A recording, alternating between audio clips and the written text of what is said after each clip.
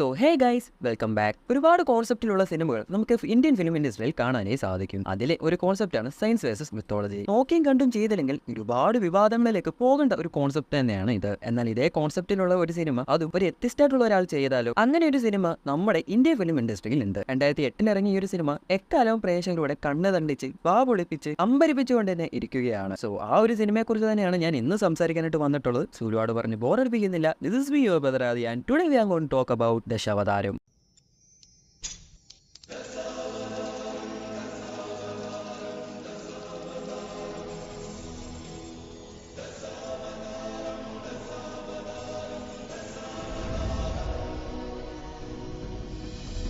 So guys, അങ്ങനെ കുറച്ച് നാളുകളായി നമ്മളിപ്പോൾ വീഡിയോസൊക്കെ ചെയ്തിട്ട് എക്സാംസ് ഒക്കെ ആയിരുന്നു. എക്സാംസ് ഒക്കെ ഓൾമോസ്റ്റ് തീർന്നിരിക്കുകയാണ്. ഇനി എനിക്ക് ഒരു എക്സാമും കൂടെ ഉണ്ട്. അതിനി അടുത്ത മാസത്തേക്ക് അവർ ഡിലേ ചെയ്ത് വെച്ചിരിക്കുകയാണ്. സോ ഇപ്പം കുറച്ച് സമയം കിട്ടി. അതുപോലെ തന്നെ ഓണം വെക്കേഷൻ സ്റ്റാർട്ട് ചെയ്തിരിക്കുകയാണ്. ആൻഡ് അതേപോലെ തന്നെ എല്ലാവർക്കും എൻ്റെ വകയും AK-SPOK ടീമിൻ്റെ വകയും ഹൃദയം നിറഞ്ഞ ഓണാശംസകൾ. അതേപോലെ തന്നെ കഴിഞ്ഞ കുറച്ച് നാളായിട്ട് മൈൻഡിലുണ്ടായിരുന്ന പുതിയൊരു സെഗ്മെന്റ് ആണ് ഈ പറയുന്ന തിരിഞ്ഞുനോട്ടം എന്ന് പറയുന്നത്. സോ ഈ ഒരു സെഗ്മെന്റിൽ വരുന്ന വീഡിയോസ് എന്ന് പറയുന്നത് പണ്ട് ഇറങ്ങിയിട്ടുള്ളതെന്ന് വെച്ച് കഴിഞ്ഞാൽ ഒരുപാട് പഴയതല്ല, തൊട്ട് പുതിയതുമല്ല.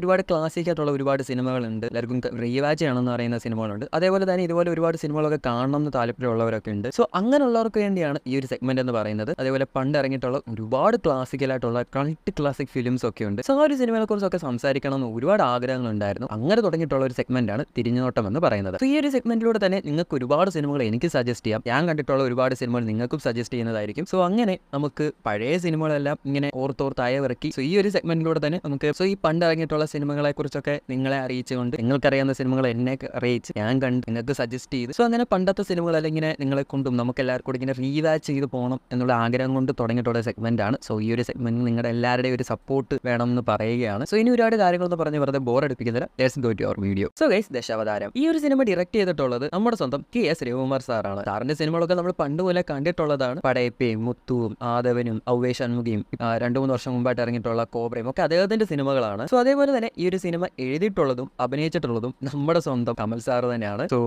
പുള്ളിയെക്കുറിച്ചൊക്കെ പറയാം, കുറച്ച് കാര്യങ്ങളോടൊക്കെ പറയാനുണ്ട്. എന്നിട്ട് പുള്ളിയിലോട്ട് തന്നെ തിരിച്ചു വരാം. അതേപോലെ തന്നെ ഈ ഒരു സിനിമയിൽ മ്യൂസിക് ഡയറക്ട് ചെയ്തിട്ടുള്ളത് ഹിമേഷും അതേപോലെ തന്നെ ദേവി ശ്രീപ്രസാദും കൂടാണ്. സോ ഇവരെ രണ്ടുപേരും കൂടെ ചേർന്ന് ഒരു മഹാരക ലെവൽ സാധനങ്ങളാണ് ഈ ഒരു സിനിമയ്ക്ക് അത് ചെയ്തു വെച്ചിട്ടുള്ളത്. അതേപോലെ തന്നെ ഈ ഒരു സിനിമയ്ക്ക് മൊത്തം 3 മണിക്കൂറാണ് ഡ്യൂറേഷൻ വരുന്നത്. സോ ഈ ഒരു സിനിമയെ കുറിച്ച് തന്നെ ആദ്യം പറയേണ്ട കുറച്ച് കാര്യങ്ങൾ എന്ന് പറയുന്നത്, ഈ ഒരു സിനിമയിലെ ഡയറക്ടർ ആയിക്കോട്ടെ, ആക്ടർ ആയിക്കോട്ടെ, റൈറ്റർ ആയിക്കോട്ടെ, അതുപോലെ ആക്ടറും റൈറ്ററും ഒരാൾ തന്നെയാണല്ലോ ഈ സിനിമ. അതിവിടെ ആക്ടറും റൈറ്ററും ആയിക്കോട്ടെ, മ്യൂസിക് ഡയറക്ടേഴ്സ് ആയിക്കോട്ടെ, എഡിറ്റേഴ്സ് ആയിക്കോട്ടെ, VFX ആർട്ടിസ്റ്റ് ആയിക്കോട്ടെ, CG ആർട്ടിസ്റ്റ് ആയിക്കോട്ടെ, എല്ലാവരും അവരുടെ പീക്ക് ലെവലിൽ നിന്ന് ചെയ്തിട്ടുള്ള ഒരു സിനിമ തന്നെയാണ് ദശാവതാരം എന്ന് പറയുന്നത്. അതേപോലെ തന്നെ ഒരു സ്റ്റഡി മെറ്റീരിയൽ എന്ന് പറയാൻ പറ്റുന്ന തരത്തിലുള്ള ഒരു സിനിമ തന്നെയാണ് ദശാവതാരം. ആൻഡ് ഈ ഒരു സിനിമയുടെ ഒരു പ്ലോട്ട് എന്താണെന്ന് നോക്കുകയാണെങ്കിൽ, ബയോടെക്നോളജി സയന്റിസ്റ്റ് ആയിട്ടുള്ള ഗോവിന്ദ് എന്ന് പറയുന്ന ക്യാരക്ടറായിട്ടാണ് നമ്മുടെ കമൽ സാറിൻ്റെ അകത്തുള്ളത്. കമൽ സാറിന്റെ ഈ ഒരു ക്യാരക്ടറല്ല, മൊത്തം 10 ക്യാരക്ടറാണുള്ളത്. അതിനെക്കുറിച്ചിലോട്ടൊക്കെ വരാം.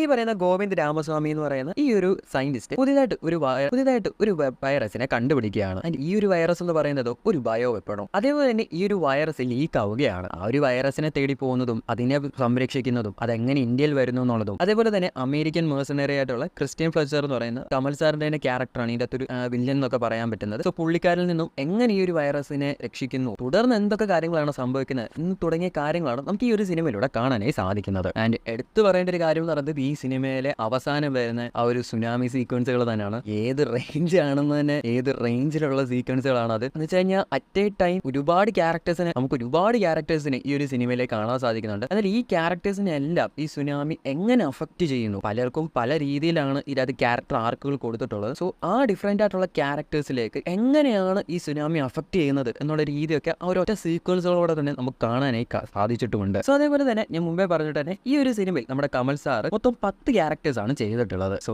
ഇപ്പോഴും പലരും ഒരു ക്യാരക്ടർ തന്നെ ചെയ്യാൻ പണിപ്പെടുന്ന സമയത്താണ് ആ മനുഷ്യൻ ആ കാലത്ത് 10 ക്യാരക്ടർ ചെയ്തിട്ടുള്ളത്. ആൻഡ് 10 ഡിഫറെന്റ് മേക്കപ്സിലൊക്കെയാണ് ചെയ്തിട്ടുള്ളത്. സോ ഒരു മേക്കപ്പ് ചെയ്യാൻ എങ്ങനെ പോലും ഒരു 2 മണിക്കൂറൊക്കെ മിനിമം വേണ്ടി വരും. സോ അങ്ങനെ 10 ക്യാരക്ടർ, ചുമ്മാ അല്ല പുള്ളിയെ ലെജൻഡ് എന്നൊക്കെ പറയുന്നത്. സോ അതേപോലെ തന്നെ ഹിന്ദു മെത്തോളജിയിൽ മഹാവിഷ്ണു മൊത്തം 10 അവതാരങ്ങളാണ് ഉള്ളത്. ആ 10 അവതാരങ്ങളോട് ചേർത്ത് വിളിക്കുന്നതാണ് ദശാവതാരം എന്ന് പറയുന്നത്. സോ ഇതേപോലെ തന്നെയാണ് ഈ ഒരു സിനിമയിലും ആ ഒരു സംഭവത്തെ അഡാപ്റ്റ് ചെയ്തിട്ടുള്ളത്. കമൽ സാറിന് മൊത്തം 10 ക്യാരക്ടർ ക്യാരക്ടേഴ്സ് ആണ് ഉള്ളത്. ആൻഡ് ഈ ഒരു സിനിമയും ഈ പറയുന്ന ഹിന്ദു മെത്തോളജിയിൽ നിന്ന് നല്ല രീതിയിൽ തന്നെ ഇൻസ്പയർഡ് ആയിട്ട് തന്നെ ചെയ്തിട്ടുണ്ട്. സോ അതുകൊണ്ട് തന്നെയാണ് ഈ ഒരു സിനിമയ്ക്ക് ദശാവതാരം എന്ന പേര് വരാനും കാരണം. ആൻഡ് ഇനി ഏതൊക്കെയാണ് ആ 10 ക്യാരക്ടേഴ്സ് എന്ന് നമുക്ക് നോക്കാം. ആൻഡ് ഈ ഒരു ഇനി ഏതൊക്കെയാണ് ആ 10 ക്യാരക്ടേഴ്സ് എന്ന് നോക്കാം. ഈ 10 ക്യാരക്ടേഴ്സ് എങ്ങനെയാണ് മഹാവിഷ്ണുവിന്റെ 10 അവതാരങ്ങളുമായിട്ട് കണക്ട് ആവുന്നതെന്നുള്ള കാര്യം ജസ്റ്റ് സിമ്പിൾ ആയിട്ടൊന്ന് പറഞ്ഞു, ഡീറ്റെയിൽ ആയിട്ടൊന്നും പറയാൻ സാധിക്കില്ല, വീഡിയോ ഒരുപാട് ലെങ്ത് ആയി പോകുന്നതുകൊണ്ട് തന്നെ ജസ്റ്റ് ഏതൊക്കെയാണെന്നൊന്ന് പറഞ്ഞു പോകാം. സോ മഹാവിഷ്ണുവിന്റെ 10 അവതാരങ്ങളിലെ ആദ്യത്തെ അവതാരമാണ് മത്സ്യാവതാരം എന്ന് പറയുന്നത്. അതേപോലെ തന്നെ ഈ ഒരു സിനിമയിൽ കമൽ സാർ ചെയ്തേക്കുന്ന ആദ്യത്തെ ക്യാരക്ടർ എന്ന് പറയുന്നത് രംഗരാജ നമ്പി എന്ന ഒരു ക്യാരക്ടറാണ്. സോ നിങ്ങൾക്ക് ഹിന്ദു മിത്തോളജി നോക്കുകയാണെന്നുണ്ടെങ്കിൽ മഹാവിഷ്ണുവിന്റെ ആദ്യത്തെ അവതാരം എന്ന് പറയുന്നത് മത്സ്യാവതാരമാണ്. സോ ഈ ഒരു സിനിമയായിട്ട് നോക്കുകയാണെങ്കിൽ നമ്മൾ ഈ ഒരു സിനിമയിൽ കാണുന്ന ആദ്യത്തെ കമൽ സാറിന്റെ ക്യാരക്ടർ എന്ന് പറയുന്നതും രംഗരാജ നമ്മിയാണ്. സോ ഇങ്ങനെ നമുക്ക് ഈ 2 ക്യാരക്ടേഴ്സിനെ തമ്മിൽ കണക്ട് ചെയ്യാനായിട്ട് സാധിക്കും. രണ്ടാമത്തെ മഹാവിഷ്ണുവിന്റെ അവതാരമാണ് കൂർമാവതാരം എന്ന് പറയുന്നത്. ഈ ഒരു സിനിമയിലോട്ട് നോക്കുകയാണെങ്കിൽ കമൽ സാറിന്റെ തന്നെ ജോർജ് ബുഷ് എന്ന് പറയുന്ന ഒരു ക്യാരക്ടർ ഉണ്ട്. സോ പുള്ളിയായിട്ട് നമുക്ക് നല്ല രീതിയിൽ കണക്ട് ചെയ്യാനായി സാധിക്കും. മൂന്നാമത്തെ അവതാരമാണ് വരാഹാവതാരം. ഈ ഒരു സിനിമയിലോട്ട് നോക്കുകയാണെങ്കിൽ കമൽ സാറിന്റെ ഒരു ഫീമെയിൽ വേർഷനെ കാണാനായിട്ട് സാധിക്കും. കൃഷ്ണവേണി എന്ന് പറയുന്ന അത്യാവശ്യം വയസ്സായിട്ടുള്ള ഒരു മുത്തശ്ശിയായിട്ടാണ് അദ്ദേഹം അഭിനയിച്ചിട്ടുള്ളത്. സോ ആ ഒരു ക്യാരക്ടറിനെ നമുക്ക് വരാഹാവതാരമായിട്ട് നല്ല രീതിയിൽ കണക്ട് ചെയ്യാനായി സാധിക്കും. സോ ആ കണക്ഷൻ എങ്ങനെ വന്നു എന്നുള്ളത് പറഞ്ഞു വരികയാണെങ്കിൽ ഇച്ചിരി ഡിലേ ആവുമ്പോൾ തന്നെ എന്തുകൊണ്ടാണ് ആ കണക്ഷൻ വന്നതെന്ന് ഞാൻ ഒരുപാട് എക്സ്പ്ലെയിൻ ചെയ്ത് പറയുന്നില്ല. നിങ്ങൾക്ക് അത് കേൾക്കണമെന്ന് ആഗ്രഹം ഉണ്ടെങ്കിൽ താഴെ കമന്റ് ചെയ്ത് പറഞ്ഞാൽ മതി എങ്ങനെയൊക്കെയാണ് ഇതിന്റെ കണക്ഷൻ വന്നേക്കെന്നുള്ള കാര്യം നമുക്ക് സെപ്പറേറ്റ് ആയിട്ട് ഒരു വീഡിയോ ചെയ്യാം. മഹാവിഷ്ണുവിന്റെ 4ാമത്തെ അവതാരമാണ് നരസിംഹാവതാരം. ഈ ഒരു സിനിമയിലോട്ട് നോക്കുകയാണെന്നുണ്ടെങ്കിൽ കമൽ സാറിന്റെ തന്നെ ഷിൻഗൻ നരഹാഷി എന്ന് പറയുന്ന ഒരു ക്യാരക്ടർ ഉണ്ട്, ഒരു ചൈനീസ് ക്യാരക്ടർ. പുള്ളിയായിട്ട് നമുക്ക് നല്ല രീതിയിൽ കണക്ട് ചെയ്യാനായിട്ട് സാധിക്കും. മഹാവിഷ്ണുവിന്റെ 10 അവതാരങ്ങളിലെ അടുത്ത അവതാരമാണ് പരശുരാമൻ എന്ന് പറയുന്നത്. ഈ ഒരു സിനിമയിലെ ഒരു വില്ലൻ ക്യാരക്ടർ എന്ന് പറയാൻ സാധിക്കുന്ന ക്രിസ്ത്യൻ ഫ്ലെച്ചർ എന്ന് പറയുന്ന ഒരു അമേരിക്കൻ മേർഷനറി ആയിട്ട് നമ്മൾ കമൽ സാർ അഭിനയിക്കുന്നുണ്ട്. സോ ഈ ഒരു ക്യാരക്ടറെ നമുക്ക് നല്ല രീതിയിൽ തന്നെ ആ ഒരു അവതാരമായിട്ട് കണക്ട് ചെയ്യാനായിട്ട് സാധിക്കും. അതേപോലെ തന്നെ മഹാവിഷ്ണുവിന്റെ അടുത്ത അവതാരമാണ് ശ്രീരാമൻ എന്ന് പറയുന്നത്. ഈ ഒരു സിനിമയായിട്ട് നോക്കുമ്പോൾ നമുക്ക് കമൽ സാറിന്റെ ഒരു മ്യൂസീഷ്യൻ ആയിട്ടുള്ള ഒരു റോൾ കാണാനായി സാധിക്കും. അവതാർ സിംഗ് എന്ന് പറയുന്നത് പുള്ളി നമുക്ക് ശ്രീരാമനായിട്ട് കണക്ട് ചെയ്യാനായിട്ട് സാധിക്കുന്നതാണ്. സോ അടുത്ത ക്യാരക്ടറാണ് ബലരാമൻ. കമൽ സാറിന്റെ ഈ ഒരു സിനിമയ്ക്കകത്ത് ഒരു പോലീസ് വേഷം കൂടെ അദ്ദേഹം അഭിനയിച്ചിട്ടുണ്ട്. സോ ബലരാം നായിഡു എന്ന് പറയുന്ന ഒരു ക്യാരക്ടറാണ് അദ്ദേഹം അഭിനയിച്ചിട്ടുള്ളത്. ഈ പറയുന്ന പോലെ പേരിൽ നല്ല രീതിയിൽ കണക്ഷൻ ഉണ്ട്, ബലരാം. സോ ആ കണക്ഷൻ എന്താണ് എന്ന് എനിക്ക് പറയണമെന്നുണ്ട്, പക്ഷെ പറഞ്ഞു കഴിഞ്ഞാൽ ഒരുപാട് ലാഗ് ആവും വീഡിയോ. സോ നമുക്ക് സെപ്പറേറ്റ് ആയിട്ട് വീഡിയോ ചെയ്യാം നിങ്ങൾ പറയുകയാണെങ്കിൽ മാത്രം. സോ അടുത്ത ക്യാരക്ടറാണ് ശ്രീകൃഷ്ണൻ. സോ ഈ ഒരു സിനിമയായിട്ട് നോക്കുകയാണെങ്കിൽ ഒരു ക്രിസ്ത്യൻ ക്യാരക്ടർ ഉണ്ട് അദ്ദേഹത്തിന്റെ, ഇന്നസെന്റ് എന്ന് പറഞ്ഞ. സോ ഈ ഒരു സിനിമയിൽ തന്നെ വൺ ഓഫ് മൈ ഫേവറേറ്റ് ക്യാരക്ടേഴ്സിൽ ഒരാൾ തന്നെയാണ് ആ ഒരു ഇന്നസെന്റ് എന്ന് പറയുന്ന ക്യാരക്ടർ. പുള്ളി പറയുന്ന കാര്യങ്ങൾ, പുള്ളി ചെയ്യുന്ന കാര്യങ്ങൾ ഒക്കെ ഭയങ്കരധികം പേളായിട്ടൊക്കെ എനിക്ക് പലപ്പോഴും തോന്നിയിട്ടുണ്ട്. സോ അതുകൊണ്ട് തന്നെ ആയിരിക്കണം എനിക്ക് ഏറ്റവും ഇഷ്ടപ്പെട്ടുള്ള ഒരു ക്യാരക്ടർ തന്നെയാണ് ഇന്നസെന്റ് എന്ന് പറയുന്നത്. സോ അതേപോലെ തന്നെ മഹാവിഷ്ണുവിന്റെ 10ാമത്തെ അവതാരമായിട്ടുള്ള കൽക്കിയെ ഈ ഒരു സിനിമയിലോട്ട് റെഫർ ചെയ്തിട്ടുള്ളത് ഈ ഒരു സിനിമയിലെ കമൽ സാറിന്റെ മെയിൻ റോളായിട്ടുള്ള, അല്ലെങ്കിൽ ഈ ഒരു സിനിമയിലെ തന്നെ ലീഡ് റോളിൽ, ഈ ഒരു സിനിമയിലെ തന്നെ ഹീറോ എന്ന് പറയാൻ സാധിക്കുന്ന ഗോവിന്ദ് രാമസ്വാമി എന്ന് പറയുന്ന ഒരു ബയോടെക്നോളജി സയന്റിസ്റ്റ് ആയിട്ടുള്ള ക്യാരക്ടറായിട്ട് തന്നെയാണ് അദ്ദേഹം അഡാപ്റ്റ് ചെയ്ത് വെച്ചിട്ടുള്ളത്. സോ അങ്ങനെ മൊത്തം 10 ക്യാരക്ടേഴ്സിനെയാണ് അദ്ദേഹം ചെയ്ത് വെച്ചിട്ടുള്ളത്. സോ ഇതിൽ ഏറ്റവും കൂടുതൽ ശ്രദ്ധിക്കേണ്ട ഒരു കാര്യം എന്ന് പറയുന്നത് ഈ 10 ക്യാരക്ടേഴ്സിനും 10 രീതിയിലുള്ള മാനറിസമാണ് അദ്ദേഹം കൊടുത്തിട്ടുള്ളത്. സോ അതെങ്ങനെ എന്ന് എനിക്ക് ഇപ്പോഴും സംശയമുള്ള ഒരു കാര്യമാണ്. ബിക്കോസ് ഒരു ക്യാരക്ടറിന്റെ മാനറിസം അല്ല മറ്റൊരു ക്യാരക്ടറിലോട്ട് വരുന്നത്, അല്ലെങ്കിൽ ഒരു ക്യാരക്ടറിന്റെ സ്വഭാവമല്ല മറ്റൊരു ക്യാരക്ടറിലോട്ട് വരുന്നതൊക്കെ.